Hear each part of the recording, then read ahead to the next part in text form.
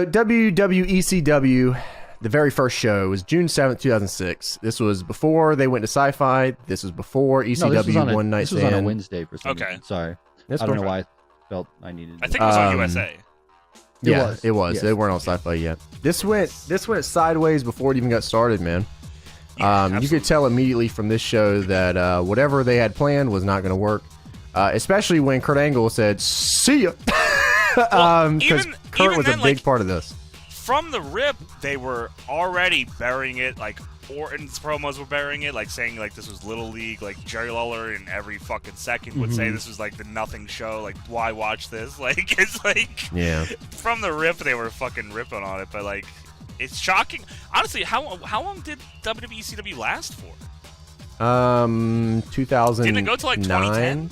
It went all the way until NXT, right? And then like was NXT the reality 09? show. Which SVR 2010 had ECW in it, right? 08 was SVR. The GM mode one was SVR 08. SVR 09, but I'm trying to remember if 2010 had ECW. Well. Yeah. So it's 20. It was 2010. The last episode was February 16th, 2010. Okay, so that's what's like 4 years. I feel like that's like a lot longer than it should have went. Yeah, so the theme song for WWE ECW, in the beginning at least, was "Let the bodies hit the floor." But the problem here is that they edited it out. But they also didn't edit it out. Sometimes they just left it in. It's very weird, hit or miss here. Like when they were talking about the pay-per-view, they left it in, but the show itself didn't have it. And the guys that they had at the time was an interesting group because I don't think Vince liked any of them. He did like Sabu, though. He did like Sabu. I could see Vince liking Sandman, too, honestly. Yeah, Sandman was actually not in bad shape. He was in pretty bad shape for One Night Stand 2005, but by the time 2006 and like his run on ECW, he was in probably the best shape he's ever been in. So I could at least go, respect in that regard. And it looked like he was actually trying to get better at wrestling, too, which is kind of cool. So anyways, as you guys know, One Night Stand 2006 went well, but it didn't get well received as 2005 did. And this show, as you can see here, was a mixed bag of Vince McMahon and Paul Heyman clashing before it even got started. So there was very much so Paul Heyman inspired stuff on the show, like RVD versus Rey Mysterio. And then there was also very much WWE stuff, which we saw in the Battle Royale like the women later getting on. 2 minutes. Yeah, the women getting 2 minutes. Tatanka, for some reason, was here. I do not remember Tatanka. He was just on SmackDown, like doing stuff. I forget what he did. I don't know if he turned heel. I remember there was I don't know why I remember this. There was like a WWE.com interview with Tatanka. I feel like he had just turned heel or something, and he was just like going off. I don't know if anyone can find this. Please send it to me. I forgot what it was. I feel like it may have been a Brett Lauderdale article too. Dope. Which is even funnier. So if anyone can find that, let me know. So we kick off this very first, they call it, I guess, the WWE versus ECW extravaganza is the way that they were branding it. Head-to-head. Head-to-head. It kicks off, what were you saying? I was going to say, which is very weird to put them on, like they're putting ECW on the same level, like. Yeah, it's a WWE show, but like Raw and SmackDown are a cohesive unit, and fuck ECW. Yeah, Raw and SmackDown had to combine to beat Balls Mahoney and Lil Guido. I'm glad that we had the same idea for who's the top dogs in ECW. That's good. Balls Mahoney, Nunzio. Yeah, that's the guys. Tommy Dreamer, man. So the show kicks off. We have Raw and SmackDown in a room getting a rally call from Mick Foley, which you would think he'd be on the ECW side, but Mick Foley is a whore and a sellout, as they continually call him on commentary throughout the evening. Yeah. ECW is in another room getting a rally call from Paul Heyman, who is in full weirdo pervert mode here with the jacket. Full jacket, hat. It's 100 degrees crazy inside this building, and he just doesn't care. You can tell Sandman was sick of chanting ECW by the end of the fucking thing. Everyone was. Way too long. But it was because it was cool here because we got to see Terry Funk back in WWE. And he was only there for this show specifically and One Night Stand 2006. Yeah, I was gonna say because he's gone after that, right? Yeah, he was only here for these two shows. Because he wasn't on the first One Night Stand because that was the same weekend as the Hardcore Homecoming, and he chose to do Hardcore Homecoming over One Night Stand. Maybe in retrospect. Yes, absolutely. Yeah, I think it was him him, Shane Douglas, and Sabu, maybe? One Night Stand 2005 was special. Like it was amazing. It's very much a Paul Lee production. And 2006, maybe not so much. There's definitely guys like I wish Raven was on the first one. I wish fucking Funk was on the first one. Like, there's obviously guys that were missing. Thankfully, like Rhino was on it, even though Rhino and the Dudleys were in TNA, but they still did the show. I can't believe they couldn't convince Masato Tanaka to sign for even a small bit of time here, especially after the match with Awesome in 2005. Oh my god! I know they. Which is the match that like even like they had the WWE Invaders on the on the they crowd. loved it.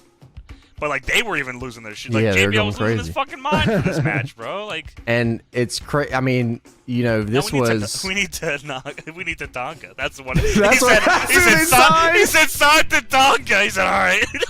I got it, boss. Oh my god! What if that's what happened? That's probably actually what happened, dude. You should sign that Tanaka. Oh, okay, I'll go sign Tatanka. Wow, dude. Tanaka isn't Tatanka. Well, I didn't know that. Oh man, that's crazy. That's the true story of what happened. I believe that now. Vince wanted Tanaka, got Tatanka. Wow. Fucking Johnny Ace, you That's bastard. insane. This was 14 years ago, and wow. Masato Tanaka is still wrestling. He still looks exactly the same as he did in 2005. Still taking chair shots to the head. Yeah, so insane. He just had a match with Matthew Justice in Japan like a couple months ago, right? Yeah, dude, he's had at least 2 matches of the year candidates in the past. And we've only had, we only been wrestling for like 2 months out of the 6 months we've been here so far. So I cannot believe they did not. Maybe they tried, but I can't believe. Sorry, I didn't know that. I'm glad that we've kind of figured that out. So this idea for this show is good in theory, right? Because ECW is like the rebel. Yes. We're going head to head. It makes sense. If anything, it helps ECW because this is the exact environment that made ECW popular. Like this should obviously work. Raw's got their regular stage. ECW's got the little door on the right hand side that they come through, which is pretty. Honestly, it's a cool little setup they got.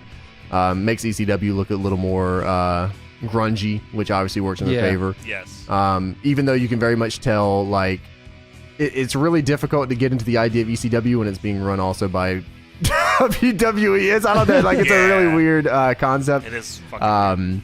And you can tell throughout the show that the commentary fucking absolutely is just a disaster on this fucking show, dude. Yeah, when they finally start running. Oh, sorry, I was gonna say when they finally started running the WWE ECW shows, like the first ones with Heyman, you could tell he really had direction. That seemed a little bit more ECW. Well, they definitely like even then there was still like they had the fucking zombie on the first episode. Yeah, that ruled. I feel like it was like a back and forth, and then Heyman gave up about.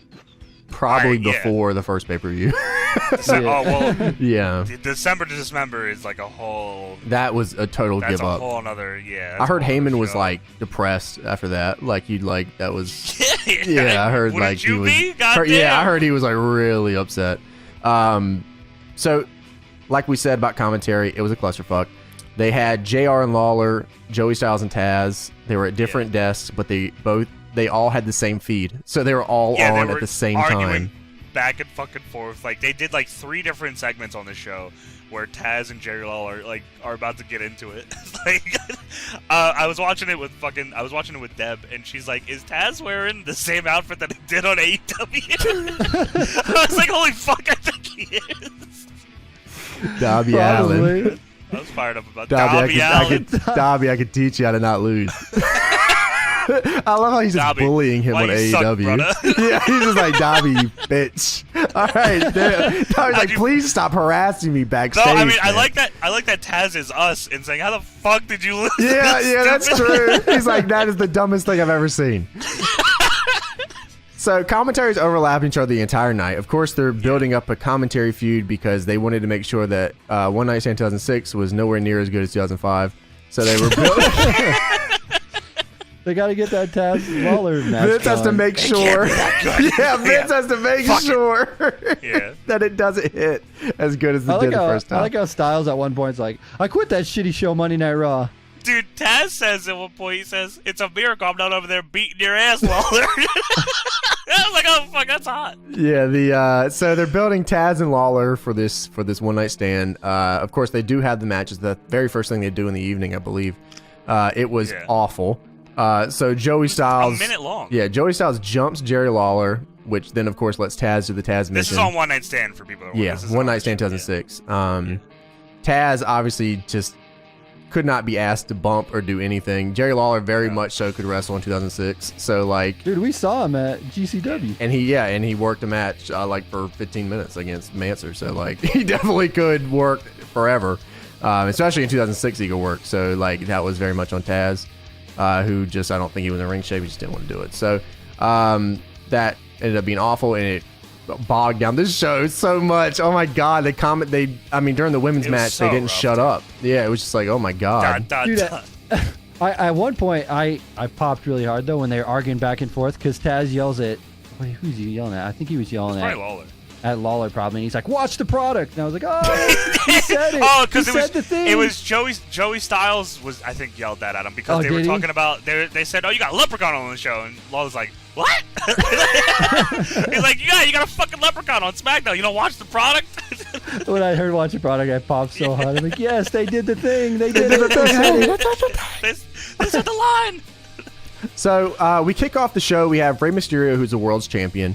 And he's facing off against Rob Van Dam, who's getting a mega push at this point because he's a huge part of ECW, and Rob just ruled at this point. He was really, and he's really all good. cheeked up like crazy. Yeah, he's in fantastic shape. After his Money in the Bank win, right?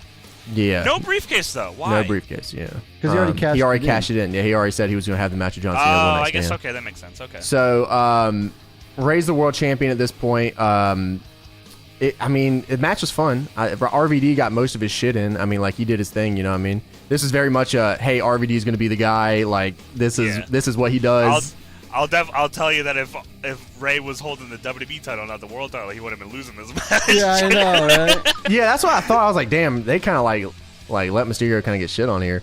But that's kind of Rey's whole run, though. He kind of got shit on, when he had that title. That's true, yeah. The sign in the crowd, that I showed it like many times on the show. It's a big sign. It said Batista returns in 30 days. Really? Spoilers, bitch. Yeah. Yeah, thanks, dude. There was also so I guess all these matches were no DQ. I assume so. Yeah. This was not. This was. It wasn't booked as Extreme Rules. They had They did chair spots in this though. Yeah, but they actually had it like the Edge and Tommy Dreamer, and then the main event was ECW rules. The rest of them weren't actually written as ECW rules, but I'm sure the ref just whatever. They definitely didn't DQ. Yeah. Yeah, no, for RVD sure. did like the running dropkick with the chair. They did a thing where Mysterio did a fucking bulldog off the second onto RVD. On a chair, which like there was like people losing their minds over this spot. I was like, oh shit, that's kind of cool. Yeah, it's cool to see people like still freaking out over those spots. Yeah, Mysterio missed like a springboard leg drop on a chair. I was like, oh, that probably fucking sucked. I was surprised he didn't do the Van Terminator. Yeah, he didn't do the Van Terminator. Yeah, come on, bro, get your Van moves then. He did. He did win with the 5-star frog splash though. Too. Yeah, and Rey said, "I'm not taking that chair." He moved it out of the way at the last second. Oh, yeah, he throws that chair. Fuck that shit. You forgot about the part where Rey just dives into the front row. Doesn't even care about the fans. They don't even push him out of the way. Rey's like 70 pounds. He's all right. Yeah, I know. Van Dam missed the drop. Yeah, he missed the leg drop, and then RVD, and then Rey goes up to the top, like springboard off, and then just out into the crowd with the real fans or whatever. Just like Rey was chilling. awesome, man. Rey This was really good, Rey too. It wasn't. Whenever I think of Rey, I still think of him with the cruiserweight title and jumping off the floor. But what heavyweight in the gold? Here comes the pain gear. Yeah, that's exactly what I think of. Honestly, absolutely. Yeah. We obviously know that Rob goes on after this to beat John Cena. After the match, he shakes. That's what I was saying. It was really weird because Rey's the world's champion at this point. They couldn't make it any more obvious that this title doesn't matter. And RVD jabronied him. Yeah, he jabronied him and he said, "Yeah, he's pretty good. Look at him. He's all right." Obviously, we know Rob goes on to beat John Cena at One Night Stand 2006. But then he drops the title. What a fucking match, dude. That match is so fucking good. I mean, the crowd made that match. Absolutely. I mean, that's why it's an all-timer because of like the environment. Yeah, John Cena walking in with his head down is like, and the title up, head down with the hat down, like. And then they throw the shirt back for 15 minutes. Yeah. 100% was not having it. It was also with a great fucking Randy Orton entrance on this show, on that show too. And yeah, his exit too. Yeah, it's just all pussy. RVD wins this, and then they cut to the backstage with the ECW locker room, flipping the fuck out. It's like, yeah! ECW! ECW! Al Snow throwing head around like he's crazy. Yeah, this was cool. Of course, afterwards, we get a little bit of Kurt Angle, who is going to be a big ECW guy.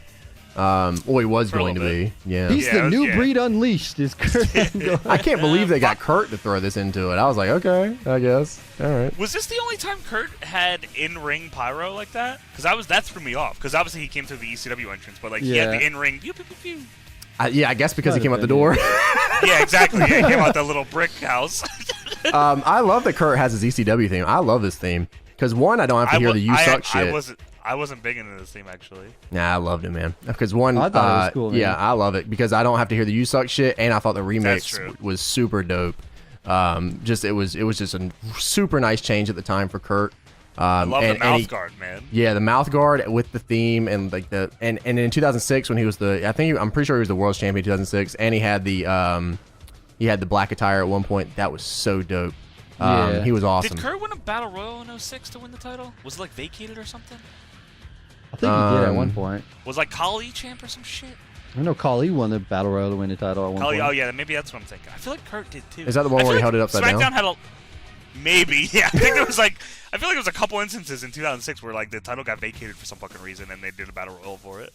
That sounds right. At this point, Kurt's got the violence mouth guard, which is his best one, easy. Sick. He had another one, I think. That said machine. That one was nowhere near as good as the violence one. And he makes sure to show it too. I'm pretty sure. He makes sure to show that violence mouth guard too. That ruled. I mean, this has got to be one of the hardest wrestling looks of all time. I mean, Angle here is like peak, like just physical shape. The mouth guard, his gear. Attire. Yeah, his gear is all time here. Yeah. He has pyro in the ring. They're not chanting "you suck." I mean, like this is like an all time look for me. How long did it take for him to go to TNA after this? So Angle leaves in August, which is... So 2 months. Yeah, he leaves almost immediately. Yeah, he doesn't really do anything after the Randy Orton match at the pay-per-view. Do you think if he would have stayed in ECW, could have succeeded? No. No. No. No. They probably just would have traded him back to Raw or SmackDown. Absolutely. There was no fucking saving this show. Kurt definitely would have bounced eventually. There was I mean, there was so you could have put a lot of people on this fucking show and it was just regardless it was gonna be a shit fest. Just a clash, man. Not much you could do. Kurt Angle in this promo says he loved hearing Randy Orton squeal like a pig. It's kind of cool. Yeah. And then Orton interrupts and just fucking buries ECW because that's what you do. And the big insult Randy Orton here had for the ECW faithful, he said that he made fun of people for liking hardcore porn. That's what popped for it. They're like, yeah, we love porn. Yeah, what? This is an interesting promo, yeah. That just shows, I guess, how different shit was then. ECW loves porn, yeah. Because he just started going straight into porn. It was like, what the hell? Well, WWE was blockbuster movies, and ECW is hardcore porn. Yeah, what the hell? How many times did they call him ECW's Kurt Angle in his fucking promos? I feel like they did it 100 times. A new breed, Randy called him it ECW's goddamn Kurt Angle. They had so many lines for them to go in that Randy just forgot what was going on towards the end of it. I think so too, yeah. He just started talking, and Kurt's like, what the hell are you talking about? Yeah, Kurt said, listen to me, you snot-nosed punk. And then Orton said, no, you listen to me, you son of a bitch. They would just start cursing at each other. No, this is ECW's Kurt Angle. ECW's Kurt Angle doesn't take shit. This promo felt forever, too, once Orton started talking. This is Orton fresh off a 60-day weed suspension. This is peak. I just don't give a fuck about anything. He didn't give a shit. He was a cool motherfucker, though. Yeah, he was young. He was starting to accumulate the tattoos. Burning my light. Apparently, he just he was on SmackDown, but here he just says he's on Raw. So now he's just on Raw. Apparently. Yeah, he said he came back and got drafted to Raw or whatever. Yeah, because this was this after the Taker feud then, when his dad had the hepatitis? Yeah, I guess so, because the last thing that before he left was Kurt Angle beat the living. Oh yeah, that's right. Yeah, you're right. You're right. Yeah. So yeah, he talks about hardcore porn and sex, and Kurt Angle is very confused. Kurt Angle Randy Orton just like softcore, baby. He wants to see just gyrations and and titties. some weird stuff. And the promo towards the end goes out of control. Kurt's trying to figure out what's going on. He's trying to tell Randy to hurry it up, and like Randy finishes it up. Kurt versus Randy is at One Night Stand 2006, which it was okay. Kurt, I was gonna again. It's the crowd, you know. It was fine. Kurt beat Randy.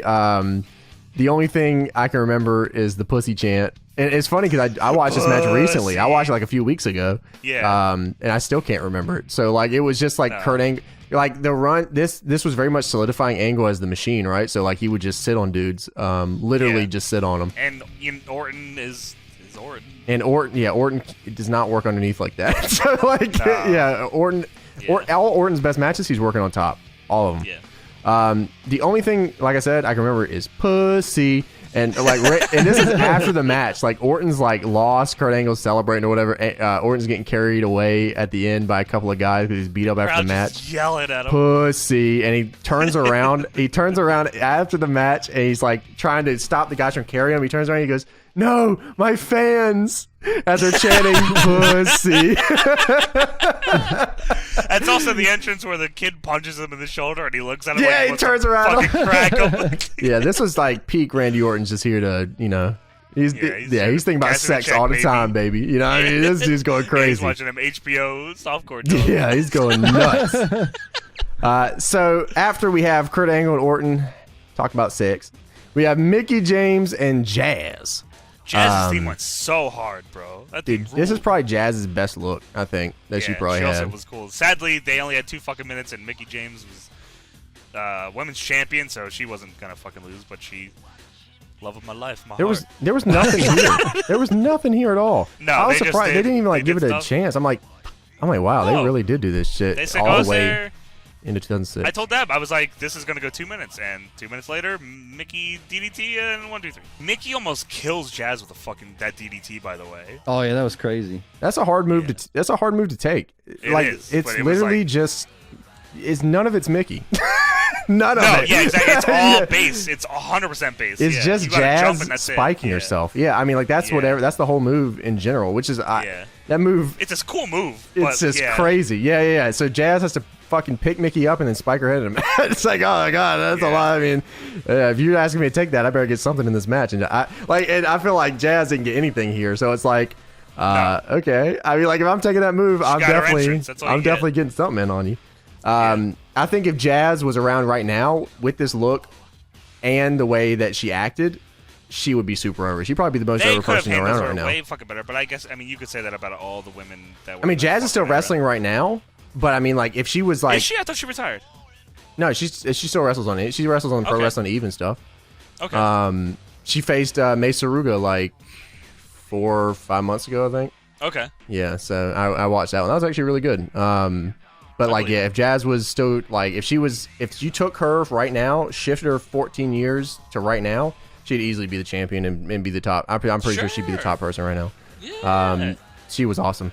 Mickie was awesome too. I mean, just this era didn't care about him, so no, that's just how it is. John Cena's backstage after this match. He cuts a promo about his match with Sabu tonight, which is the main event. Promo was weird. Oh, they did. Speaking of building up Sabu, they did show a Sabu hype video before this match. Yeah, it was pretty dope. Yeah, it was good. Yeah, it was actually a good video, and obviously hyping up. It's still weird to me. Like, obviously, we've seen a lot of like weird fucking matches over the years. Like of matches, oh, you never thought you'd see this, especially with, like guys coming from TNA and all. But like, I still can't believe John Cena and Sabu. I feel like they had like 2 or 3 matches, and like. It's fucking weird to me. Did they have a match on Raw at one point? They did. It was like pretty cool, yeah. Yeah. Sabu's one of those guys too that you won't see a lot of anymore. Did they have a pay-per-view match? Or was that the Raw match I'm thinking? They might have had a match at a pay-per-view too. Yeah, something, but like, yeah. Again, Sabu is a guy like. They had a match at Vengeance. That's 2006. What I'm thinking of. Yes. Yeah. And I think Sabu does the fucking crazy like the springboard to the he does the announce springboard table. leg drop thing. Yeah, Yeah, that happened. it's fucking I crazy. remember that. How, like, that's fucking insane that John Cena and Sabu had a match that's so fucking weird. Yeah. But it ruled. He would have had a lot of matches like that, but Yeah. This Cena promo felt weird to me. I feel like this is like an in-between phase of Cena where he was trying to figure out what this new character is. yeah, he name drops a bunch of guys. He ends it with, "Ooh, rah!" Don't forget the salute. Fuck yeah, the salute too. Yeah. So Todd Grisham was the interview man, by the way. yeah, they so he name drops a bunch of guys. Bruno Sammartino, no reaction, no one cares. He says the Immortal Hulk Hogan gets massive boos. Boom, yeah. And then he says Stone Cold Steve Austin. Everybody loses their mind. Hell yeah. So interesting group of fans here in this arena. Then this is Ohio. That's right. Yeah. Then the promo ends with "Oorah" and a salute. Because Cena, I don't know what's going on here. Yeah, he just shifted like real quick from rapper to just trying to figure it out. Yeah. Camo hat Cena is definitely an interesting one that I remember quite fondly for whatever reason. I think that's because this is like right before he really goes like super good guy. Like he's still it's just before the Edge feud, right? Yeah, I think so. Yeah. So after that's right, because Edge fucks him over at the pay-per-view. Yeah, he does. Oh yeah, that is right. Yeah. So after that, we have Paul E, who comes out and cuts a promo about ECW on SyFy. There's a new breed unleashed if you haven't heard. If you didn't know, there is. They had him come out and advertise this, and they also had him run down the pay-per-view card in front of the live audience. I was like, are they really are they worried that this show's gonna suck and like no one's gonna buy it? Because like they're really pushing this hard right now. Yeah, I mean, I guess they wanted it to. I guess. He's like, you're not already going to buy this pay-per-view. Let me sell you on it, and here's the whole pay-per-view card. And he was like, hey, if you haven't seen the last one, here's a fucking recap of it, too. All right, cool. This was sponsored by X-Men, the video game. I couldn't tell you that. I didn't know that game existed. Yeah. Did you really play that game? No, I don't think. Yeah, I don't think anyone. It was on GameCube. That's cool. So after that, Big Show cuts a promo, and he says... Big Show, this is very much so obvious. Big Show cuts a promo. He goes, I fucking empty the tank for WWE. There ain't nothing that makes me more happy than WWE. Oh my God, my brothers, we're going to get together. We're going to destroy Balls Mahoney and Nunzio tonight. So like he cuts a big... talk about the Raw side, and he goes, of course, and then can't forget about, and then Finley says, SmackDown. What the fuck, Finley? Shut up, bro. Finley is like 50 years old. It's 50 years old at this point. Yeah, that was another run, like cool run, but also very confusing on it doesn't seem like something Vince would do, like have a run like that. No, I still like him and Dave Finley in that fucking ladder match with like Eminem and Brian and Kendrick. Finley and was Paul London. bumping. He was awesome. Wait, no, was that Finley or was that Regal? I'm thinking of. Regal had the 2008 run where he was King of the Ring. You might be thinking of Regal. Was it Regal and Dave Taylor? That's what I was thinking of. What the fuck? Okay, I mixed that up. No, but Finley was in Money in the Bank. That's Money in the Bank. I'm thinking of. That's right. Yes. And he was in bumping. This battle royal though later, Finley throws some stiff clothesline. Dude, he Finley fucking like it looks like it hurts for him to. It looks like it hurts for him to walk down the fucking ramp though. Yeah. So we have the Battle Royale, which is ECW versus WWE. Oh, they also had Kurt rallying the troops in the ECW locker room for another fucking ECW chant for 10 fucking minutes. He just sat in the room and said, "Yeah!" That's what he fucking did. He really did. He did say that. So and Big Show says, "You will never expect what's going to happen tonight." Okay, good one. Something's going to happen. Get ready for something. Raw and SmackDown won't know what's coming, or ECW won't know what's coming. Okay, good one. So we have the ECW versus WWE Battle Royale for brand supremacy. There's nothing else. What the fuck does that mean? Just the brand supremacy here. Even Lillian Garcia, who announces it, says this is for the brands. The winner is also a brand. Yes. Whoever wins this is cool. Tatanka's here, fellas. He gets the entrance too. Dude, all the WWE guys got their entrances, and they said, "All right, ECW, come on out." Yep. Did you notice? They didn't like the comment? Like Taz and Styles didn't know because Because Taz was saying, "Oh yeah, look, they're coming out there as they're like a unit, they're a team." Or was it Styles that said that? And then Taz was like, "Why don't they get their own entrances? It's bullshit."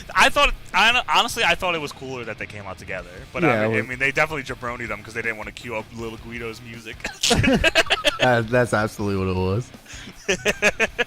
So Edge comes out, and I don't know, man. So like, I was thinking about it when I saw Edge come out, and like if you were to ask somebody at this point in 2006, like if they were like young, like 14, 15, like, all right, build a wrestler. I feel like they'd build Edge. Like you look at either this kid him at or this Orton, point, right? Like, I feel like Edge was the prototype wrestler. Yeah, this was a lot of guys' favorite guy. You know what I mean? Like this was a very good time for Edge. Yeah. In contrast, on the ECW side, Tommy Dreamer wrestled in sweatpants with a tucked in t-shirt. This fucking dude, I swear. you got Listen, Edge. bro. This motherfucker was going through a lot, man. Like just like 5 years ago, he wanted to come out of WrestleMania 17 and fucking kill Paul Heyman and kill himself. Of course, he's gonna wear these pants with his t-shirt tucked in. Leave him alone, bro. So we get to the match. Mark Henry gets eliminated by Lil Guido first, so that was pretty cool. Dude, fucking at one point, Terry Funk grabs Justin Credible by the shirt, and Justin Credible has to beg him not to beat his ass. He's like, "Well, we're on the same team." Terry Funk didn't give a fuck. Oh yeah, bro. that's right. They were like, he's about to throw some punches at him. Terry Funk was on one on this show, bro. Yeah, he was. So we get to the Battle Royal. Literally all the ECW guys get eliminated except for Kurt Angle. Yeah. Well, Sandman eliminates Carlito with a dropkick. I thought was pretty crazy. No, I mean the last guys were 3 WWE guys and Kurt Angle. Yeah. No. Oh yeah. In the end. Yeah. Yeah. That's also, literally all that was. So. Fucking. Edge is on the outside of the ring this whole fucking match, like just trying to do nothing, which I don't blame him.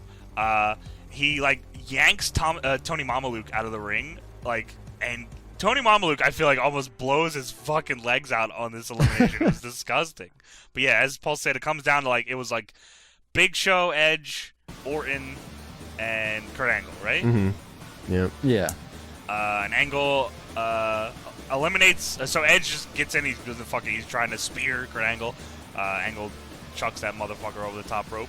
So it's down to Big Show, Randy Orton, and Kurt Angle. What is he gonna do? He's gonna get eliminated. Is what he's gonna fucking do. Randy Orton eliminates Kurt Angle, and of course that's it. Raw wins. WWE wins brand supremacy.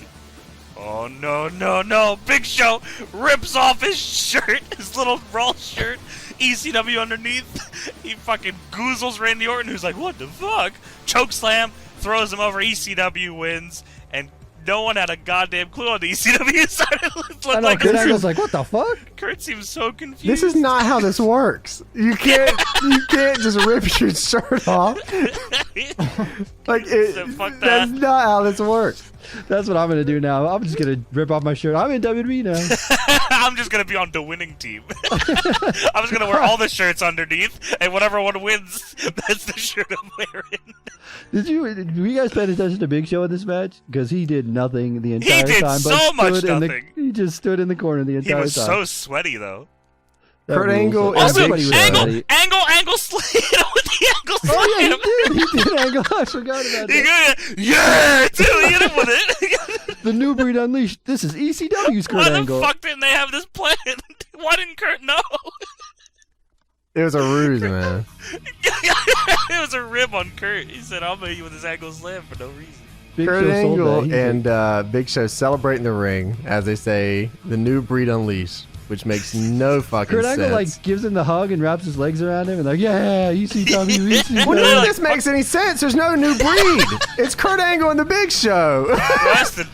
That's the new breed unleashed. It's unleashed. What the fuck is going on? It's unleashed. Come on. Oh man. ECW's Kurt Angle. Come on. Yeah, and ECW's Big Show. This whole match came down to Randy Orton, Kurt Angle, the Big Show, Edge, the New Breed. I don't know what's going on. I mean, as if we didn't see this in the Invasion, right? With Vince taking all the WWE guys. Exactly. I'm just like, what the fuck? This is going to work out great. This is going to be perfect. Paulie's like, RVD versus Rey Mysterio. Vince said, Big Show and Kurt Angle and Randy Orton. Let's throw Edge in there, too. Yeah, so cool. Then they cut backstage with Big Show celebrating in the ECW locker room with a beer, and of course Big Show goes ECW. ECW. That's all they did the whole. Justin Incredible gets so into this. This is like Justin Incredible's moment. He's like, yes. Cool guy. We get Tommy Dreamer versus Edge next. Terry Funk and Mick Foley are out there. Terry Funk somehow looks better than Tommy Dreamer when he's 165 years old, so that's that's nice. There was a table spot in this that Edge almost fucking dies on. Yeah, Dreamer just dumped him on his head. That was nice. Just go kill the fucking guy. So I would have rather seen Terry Funk versus Edge, but whatever. That's a miscalculation. I mean, I feel like the tag match at One Night Stand makes up for this. Yeah, for sure. Tag match fuck, man, Edge is just. I watched that spot like 100 times where Dreamer dumps him off the top rope, and like I don't know what was going on there. Edge took like a Ibushi bump, and just like you can see his spine like compress as he just. Oh my god, and then brutal. Dreamer says, "All right, you're taking it. Here's Spicoli driver through the table." Dude, wouldn't that suck if that was like, oh, that's like Edge's what if career? That ended Tommy his Dreamer. career? Yeah, what if that was like? God. Yeah, wow. That would have been just before his fucking like world like WWE title push. Oh my god. Shit. And then Dreamer hits the fucking Death Valley through the table, and like this dude can't even do a good Death Valley, man. What? Come on. Dude, can we talk about Joey Styles? Tommy Dreamer invented the Death Valley driver at ECW. He invented hardcore wrestling in ECW. Yeah, that's what he said. There's no way. Fucking Dreamer named it after a guy that he took it from. Joey Styles was just going on. You just copied everything that ECW did. The person that created it is a Joshi. So I don't even want to hear that. I'm saying I didn't say not from the person who created it. The person he took it from was in ECW too, though. Louis Spicoli did the Spicoli driver, and that's where Dreamer got it from. Everybody's stealing Joey Styles everything. was just going on about it. This started out in ECW. Shut up. So Edge wins. Lita gets involved. Tommy Dreamer gets his face in her snatch. I swear they did didn't they do the snatch spear before? They do it at One Night Stand where Edge fucks Beulah. Dude, he straight up fucking raw dogs Beulah at One Night Stand. Yeah. Shit's crazy. Orton couldn't watch it. It was too hardcore. Shit was crazy, man. So we cut to the outside of the ring. Terry Funk literally grabs Foley by his head and then punches him until he starts bleeding. Well, not to mention that he's got barbed wire wrapped around his neck too. Yeah, I think was it Funk that wrapped it around Foley, or was it the other way? Foley wrapped it around. Funk had it wrapped around his neck. Foley wrapped it. Funk is like straight up punching him in the fucking eye, and they were like, all right, well, we can't play it hard way me for this fucking promo. Funk wasn't gonna say no, so he does it. He just all right, cool. They get the best camera angle on it too, dude. Oh, it's so, and it looks fucking so Foley does this like in-ring promo after he's like he's sitting on a chair, like spotlight on him, and like it's like perfect, this fucking cut on his face. Like it surely sucked, but like and then this fucking promo is so good, dude. I want to ask you, what was Edge doing while Foley was getting punched in the head? Edge was nowhere to be found. As Foley was getting Dream Valley through the table, bro. Trying to make sure that Lita didn't want to leave him for Tommy Dreamer after that spot. Give a fuck about Mick Foley? So Foley, after this, has a sit-down promo. He talks about not being a WWE whore. He's very much not, so 95 Cat Jack at this point. I thought it was kind of like a rehash of the ECW one that he did. Compare it to the rest of the show, makes the best promo on the whole fucking product. Absolutely. Yeah. Compared to anything else. Yeah, like he stood out in terms of everything else for me for the show. So after Foley does that, they have Taz and Jerry Lawler, and they're fighting, I think, or whatever. I don't know. Yeah, just leave us alone for everyone. They're just arguing, and then like he's alright, you want to fight? So Lawler like goes around the table, stances up, and Joey's like, "You're not gonna sit there, are you?" He's like, "No balls, no balls." Yeah. And Taz gets up, and fucking they throw punches at each other, get into a scrap, go on the table. JR and Joey Styles are like, JR's trying to break it up with Joey Styles. No, let him go, let him go. He knocks off JR's hat. Just alright, cool. Yeah, that's some weird shit. And then we get to the main event, man. John Cena and Sabu. What'd you guys think of this? Yes. It was fine. I liked their pay-per-view match more. As I said, I think this was just more of a TV fucking match. They let Sabu, honestly, it was still, I mean, I still liked it though. They let Sabu do a lot of fucking shit here, like get all his shit. Oh yeah, they definitely let him. Triple jump. Yeah, the triple jump. They did the, you know, the fucking plancha, the air Sabu. He got all his shit in. Like it was, you know, decent enough. And then so they get to the finish. Cena locks in the shut the fuck up, the SDFU, and I'm like, no, I was like, whoa, they're gonna have. I didn't remember. I was like, whoa, they're gonna fucking have Sabu tap, and I'm like, no, this is gonna be a run, isn't it? And sure enough, here comes Big Show, and he just clobbers Cena in the back. Says fuck you, and they just start brawling. Here comes all the WWE guys. Here comes the ECW guys.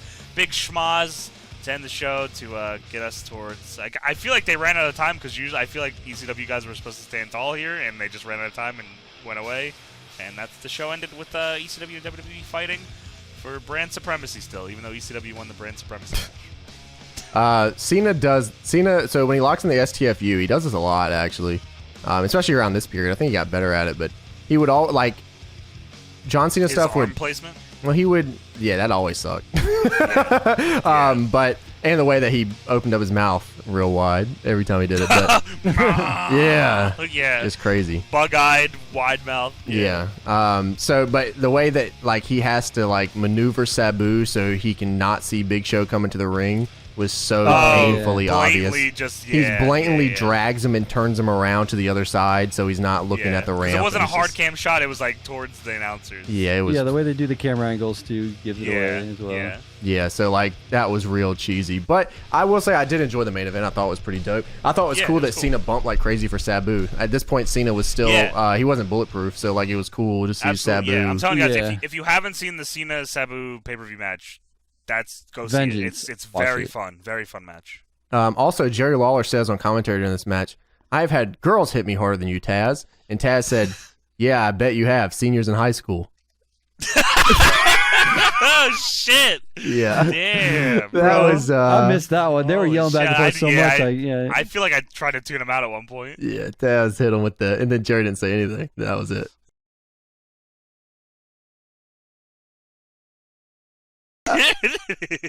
I'm surprised how how important they made the Big Show during this whole thing, that he wasn't at One Night Stand. Well, he's a new breed unleashed, of course. True. That was a Vince thing. Big Show was. Is Big Show on the pay-per-view? I don't think he is, right? He's not at all, no. I don't even think they even feature him, do they? Maybe show a video package. He's a big feature for the SyFy show. The new breed unleashed. Yeah. Yeah. Dude, I'll never forget that shot when Big Show wins the ECW title, and like it's in Philly, and someone from the crowd fucking smashes him in the head with a soda can. And like, he does flies the thing too, doesn't he? Piece of shit. Yes. Shit's awesome.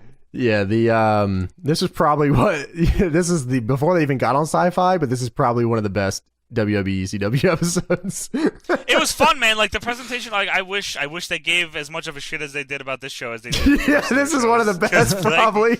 Yeah, it's like it's few and far between after this one, and they could have definitely let man, if they really wanted to like do some women's stuff, like ECW would have been the place to do it. You know, I mean, we obviously know they went into the Extreme Expose and Kelly and Tessmacher and stuff, but they could have definitely let Jazz go crazy on this show. Jazz and Mickey could have gone crazy on ECW.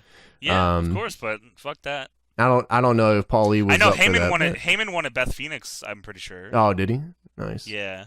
Well, whatever he wanted didn't matter once they got to SyFy. So. Nope. Yeah, pretty much. Not at all. Didn't give a fuck. Yeah, I think he just left. I think he left the company after that, right? I think. I think December was the last thing he did, and then he left. Yeah, he said, "Fuck I think this." he like quit at December, if I remember right. Get me out of here. That's the show where Big Show loses the title, and the last thing I'm pretty sure he does on TV was the crying promo that he cuts of Big Show like losing the belt, and after that he's gone. Yep. Damn. So, good show. Actually, wasn't bad. It was fun. And it was and like I said, Kurt Angle was awesome. This was, like I said, he leaves in September, or he leaves in August. In September, he signs with TNA and confronts Samoa Joe, and like. So and then it's history. Yeah. Yep. Wow. Cool stuff. Probably one of the best wrestling moments of all time. You're starting with Rey and RVD. I mean, you're gonna have a good show.